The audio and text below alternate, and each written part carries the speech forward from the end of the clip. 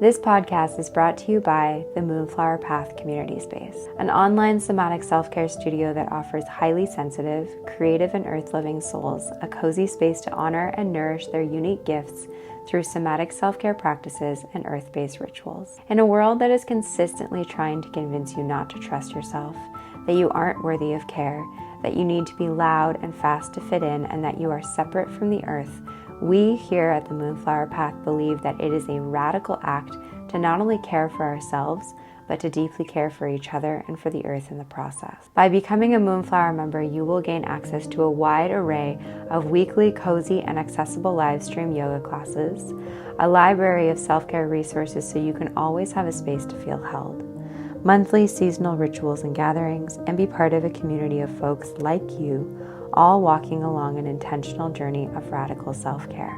We offer pay what you can options to anyone who asks, whether you are from the LGBTQIA2S+ community, the BIPOC community, or are struggling with funds right now, you are welcome here.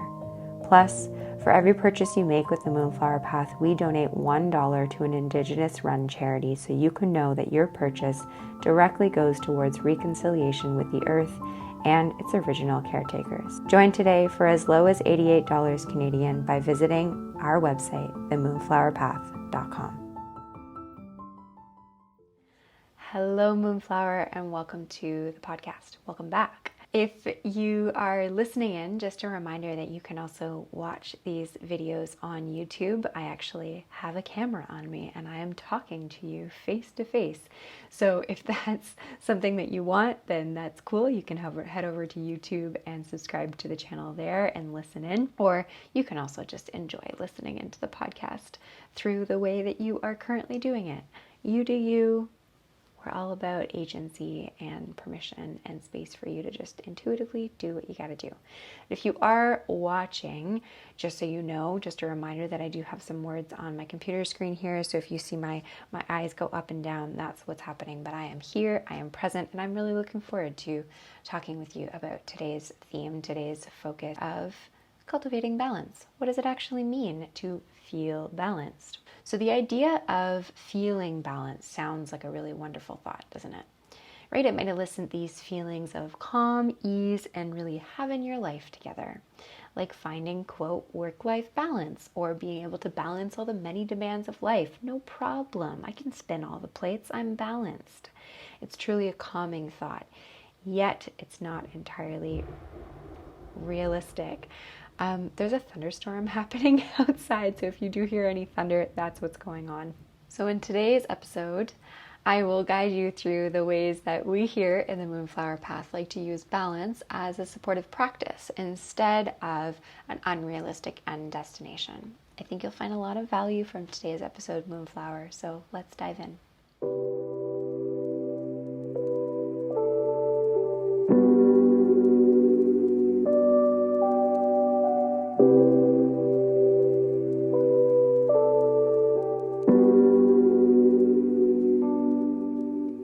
Welcome to the Moonflower Path podcast. This space is for the highly sensitive, the creatives, the earth-loving, the caregivers, the weirdos, the feelers, the change makers, and dreamers of the world. Here, we are all about guiding you to trust your body intuition so you can find home and shift culture. Through the exploration of somatic practice, self-care, and seasonal ritual, my hope is that you will be inspired to be in harmony with yourself and in a dance with the earth. I'm your host, Carolyn, and I'm so honored and grateful to be here with you today.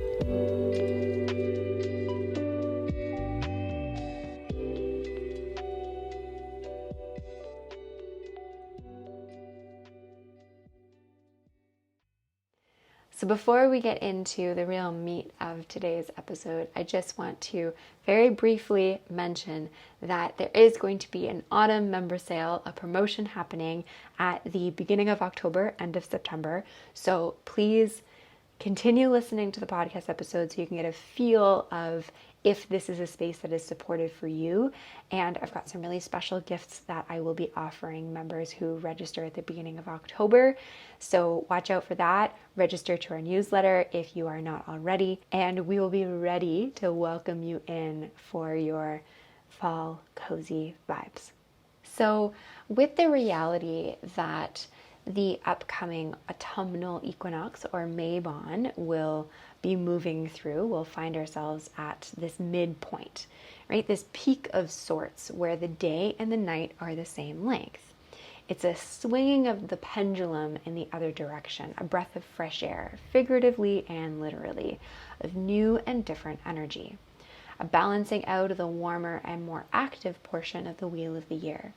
It's a really beautiful moment to recalibrate, to shift gears, to make some changes in your routine, cleanse out the stagnant energy, and transform it into something different. So yes, balance is beautiful, helpful, and a necessary aspect of feeling whole. We are here for balance. Balance can also, however, bring in these expectations and unrealistic standards of having it all, quote, together. I cannot tell you the amount of times I've had someone say to me within the context of a conversation of learning that I teach yoga, and they respond with, oh gosh, I suck at yoga. I could never do yoga. I'm not flexible enough and my balance is horrible.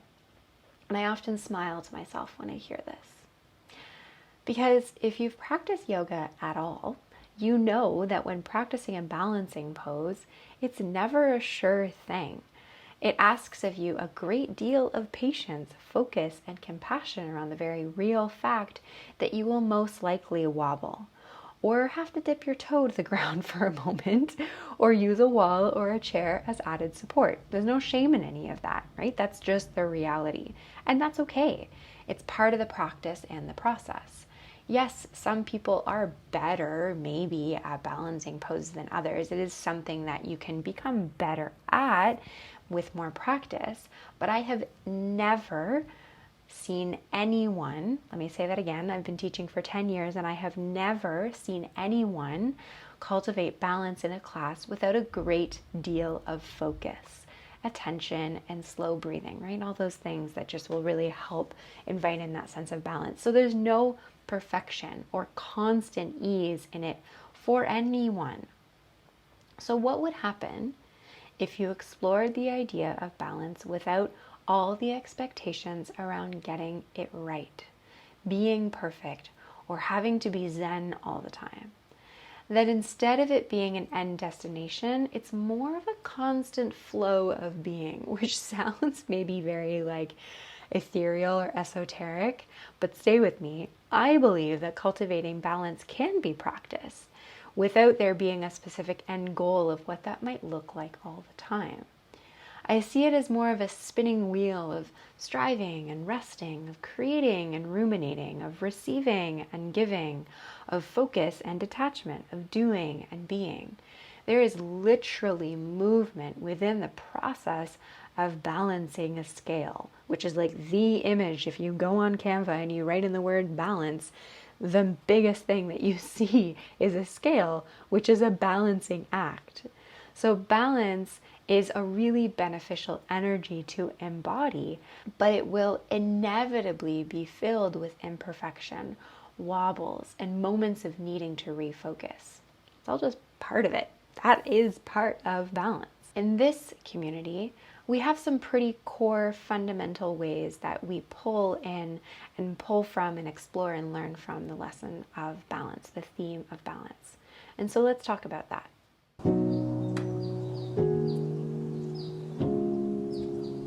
Hello, gentle listener. Carolyn here, interrupting today's episode to tell you about our new free resource called In Tune with the Moon. Learn to listen to, trust in, and honor your body intuition so you can feel empowered to take up space in your life with the moon by your side every step of the way. This free resource includes digital moon phase calendars. So that's pretty phone wallpapers and widgets that have a moon phase calendar on them from now until the end of the year, and they'll be updated in the new year. 4 lunar ritual videos that are about 30 minutes in length and always follow the same comforting ritual of some gentle yoga, some meditation, and some lunar-inspired journal prompts.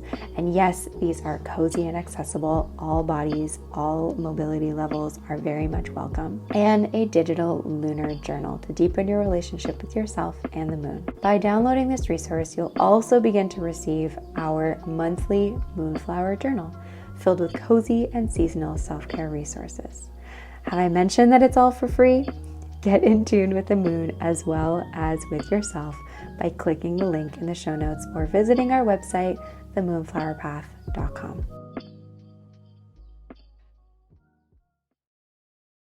So if you are already a part of this space, this community, or maybe you're listening in and you're even a Moonflower member, then this next part is going to feel super familiar and you're going to know this, and this is just going to be a remembering of what you already know, which is great. I love that. If you're new here though, I'm excited because this is something that's really fundamental to what I teach and the impact and the benefit that I know that folks within this community really find, which is to turn to 2 fundamental questions. And we use the practice of balance to begin to answer those 2 questions. So these are 2 questions that I ask Moonflower members within practice, within live stream classes, every single time we step onto our mats. And in turn, it begins to bleed out and sprinkle out into your life. And those 2 questions are, what do I feel and what do I need? And you've probably heard me talk about these 2 questions before in this podcast, and you're going to continue to hear me talking about these 2 questions because they're simple, they're fundamental, but they're incredibly impactful. Now, sometimes you might be in a space where you might be feeling super duper low, lethargic, weighed down, or paralyzed in a way, right? Those are body somatic sensations. Now, this is where things begin to get kind of tricky. The thing you might want to do in that instance is maybe just stay in bed or stay on the couch. But when you think about it, deep down, is that truly what you need? Again, this is where it gets tricky because I'm not wanting to sit here telling you what you need. So this is a practice. It's really a process of getting in tune with yourself. So yes, it's tricky. Sometimes, yes, that might be exactly what you want to do and need to do, but sometimes it isn't. Stillness, when it becomes unhelpful or unpurposeful, can become, for lack of a better word here, toxic. Well, what's the opposite of stillness? Don't overthink it. It's movement. So maybe it's as simple as going for a walk, or maybe that's not simple. Maybe that feels like a big thing. Well, give it a try. Dancing it out. Maybe it's just like shaking it out, stretching it out, or movement in another form, literally just getting out of bed. And maybe that's your big thing that you did that day because it was what you needed at your core. Again, these things might not feel like what you want to do, and I'm putting quotes around want to do, but it might be what you need to do. And the wonderful thing about this thing is that it's balance. It's that ever-flowing and ever-changing act of balance. So maybe you do the thing that you didn't want to do, but that you maybe need to do, like get out of bed and go for a walk, and maybe you gasp, change your mind. Again, that's the benefit of this thing called intuitive and somatic self-care, is that it's yours and that you can change your mind, and that it requires tuning in, checking in, pausing, and listening to your body. So maybe you invite in movement and it actually doesn't feel supportive. Then you stop. Try something new. Try something else. We're just exploring, right? Okay, so let's use another example. The energy of summer. Wink, wink. This is on topic here since we're literally at the tail end of summer as this episode has come out live.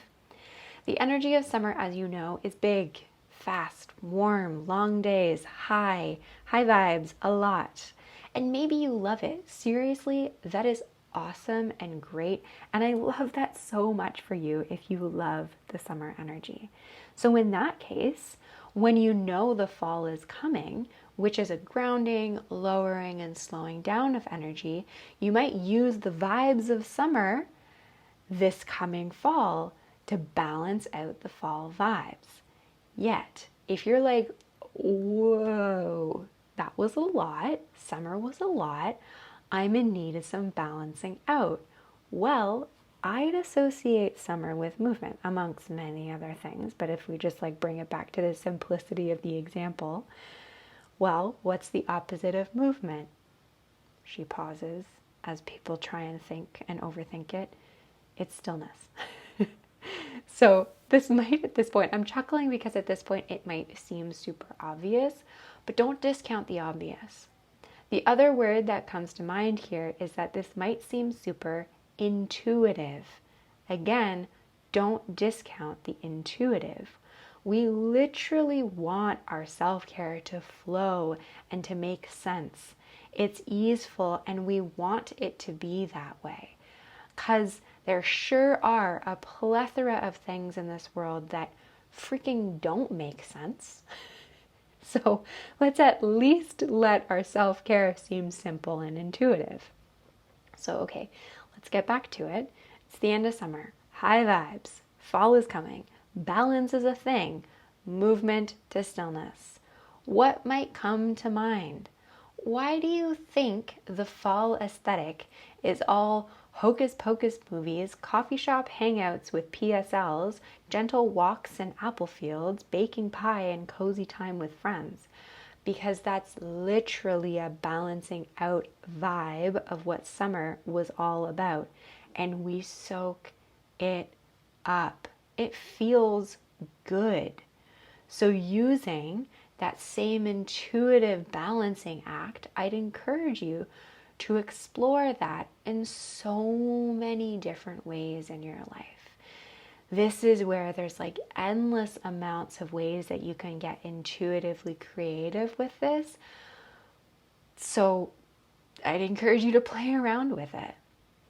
When you're feeling frazzled, all over the place, anxious internal energy, scattered, movement, movement, movement, the supports that will help will be the opposite of that, I think, at least in my experience. So that would be slowness, stillness, simplicity, less, doing less, grounding. And if you don't know what those actual things can look like, then listen into next week's episode, because next week's episode is the seasonal rituals autumn equinox episode, where I'm actually going to talk you through a few different rituals and things that you can do, and a lot more themes and energies around the autumn equinox. But for now, we're planting the seed. So again, this might sound super intuitive, which is a good thing. If you're listening and you're like, yeah, that makes sense, then remember, the next time you're laying in bed and you're feeling like total crap and all you, quote, want to do is mindlessly scroll on your phone or watch crap TV, again, maybe that's what you want to do and that's okay. But if doing it ain't making you feel better, find some practices that would balance out those vibes and those energies that will actually help make you feel better. And in my experience, the wants begin to shift. The needs turn into wants, into desires, because this is somatic self-care.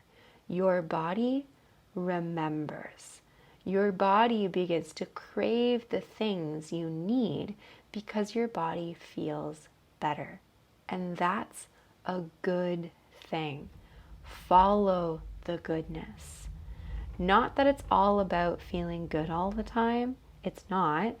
Being a human includes feeling discomfort and darkness, and we talk about that in length in these podcast episodes. But feeling good is a good thing, and so let's honor that and follow that. There's space for feeling crappy, but I feel like you're catching my drift here. And I do want to acknowledge, I feel like I'm getting like really passionate, and I might be coming off as a little bit like preachy or like tough love. But I believe really strongly in this, and I've seen that it works. And so I hope that this is also feeling like something that's encouraging and something that you can try on and try out. So remember, 1, what do I feel? 2, what do I need? And use the practice of balancing out the feels to explore what that need might be. And eventually it'll turn into wants. And darling, it is beautiful to want, to desire, because you are oh so worthy of receiving what you want. Okay. I deeply hope that this helps, Moonflower. And as mentioned at the beginning of this episode, please watch out for the autumn promotion at the beginning of October. I've got some really special gifts for you, and if you've been considering becoming a Moonflower member, then check out our website, themoonflowerpath.com, to explore what you actually can get from being a Moonflower member. Explore the different tiers, feel it out, see which tier, which path is really calling your name, so that you're ready to join during our autumn member sale. And don't forget to get your hands on the In Tune with the Moon support. It is a free resource to continue supporting yourself on your cozy Moonflower self-care journey. Sending you lots of love, and until next time, have a gentle rest of your day. Thank you so much for listening to today's episode of the Moonflower Path podcast. I'm your host, Carolyn, and ways that you can find more support from me and this cozy community are all found in the show notes. Please consider rating, reviewing, and sharing this podcast with a friend. Those are the best ways to show your support for this free and accessible resource. Wishing you a gentle rest of your day, and I look forward to connecting again with you very soon.